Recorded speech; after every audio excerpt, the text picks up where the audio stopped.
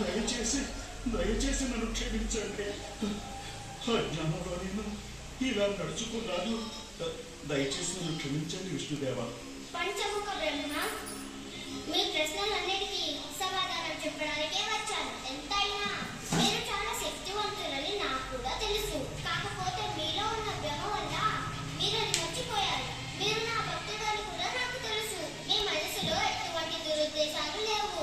మీకోసమే నేను ఏర్పాటు చేశాను. నిజాన్ని నువ్వు తెలుసుకోవడం కోసమే ఇదంతా. పిల్లని చూడు, ఎన్నో ప్రపంచాల నుంచి వచ్చిన బ్రహ్మదేవుళ్ళు. అప్పుడే నీ గురించి నువ్వు ఒక నిజాన్ని తెలుసుకోగలవు. ఎన్నో వేల ప్రపంచాలు ఉన్నాయి.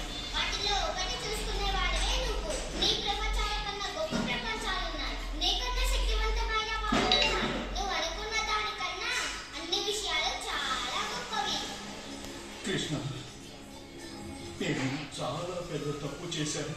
తెలియక ఈ విధంగా చేశాను. నీ గొప్పతనం 1000 సూర్యుల కన్నా ఎక్కువ. కాకపోతే నాకు అర్థం కాని ఏంటంటే బృందావనంలో ఉన్న నీ స్నేహితులకి నీ గొప్పతనం ఎందుకు అర్థం కావడం లేదు? వాళ్ళు మామూలుగా స్నేహితులుగానే మిమ్మల్ని ప్రేమిస్తున్నారు. వాళ్ళ ప్రేమ